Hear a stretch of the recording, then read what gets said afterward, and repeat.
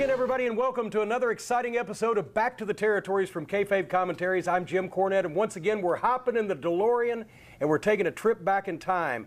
And the trip we're taking today is to a place that I know well, and so does our guest, Georgia Championship Wrestling. And with me, he's been a Mongolian, he's been a demolition expert, but for the purposes of this exercise, the masked superstar, Bill Eadie. Bill, thank you very much for being here. Good to see you, my friend. And we were talking before we just went on the air. You actually had two runs in Georgia for the two different promotions that we have talked about in the history piece.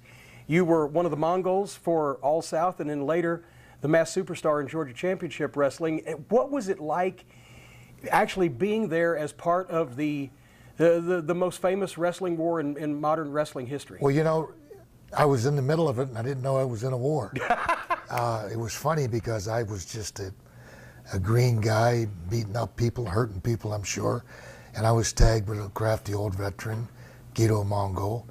And we were going down to Georgia. That sounds like a song, doesn't it? Yeah, you devil. We were going down to Georgia weekly. And I thought it was great. We'd fly down. We'd catch a flight from Pittsburgh. I was living in Ohio at the time, and Guido was former promoter of Pittsburgh. So we'd go down every week, and they ran, the group that we ran with was Gunkel's group, and we'd do Tuesday nights. And then we'd fly back on Wednesday morning. And I was making those trips for about 2 years, not knowing eventually I'd end up living and working and making my living right out of Georgia. And you're home for 30 years, right? My home, yeah, I still live in Atlanta.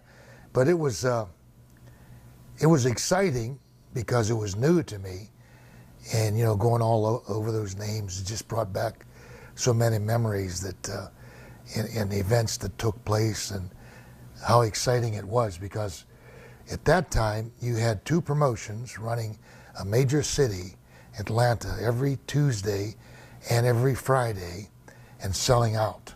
Yeah. And everybody around the country that was in wrestling, all the top guys and all the underneath guys, all wanted to go there.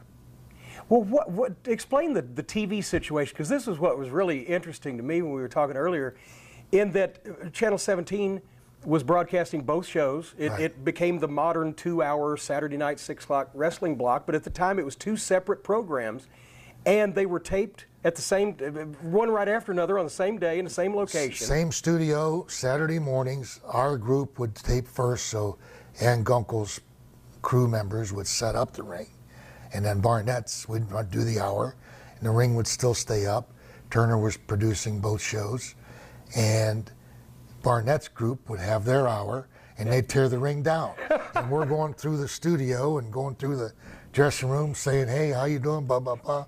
I'm meeting new faces. They're saying old stories to old guys. And it was goofy but fun. Was there heat? Because I know, like, for example, when Jerry Jarrett's group in Memphis was in a war with the Pafos ICW, there was heat. There was outside the ring confrontations. People were pulling guns, carrying weapons. Was there heat amongst the crews, or was it all confined to the offices? I think there was a little bit of heat between certain individuals who thought that they were supposed to be the top stars of the whole world. Yeah. But they were the top stars of one company.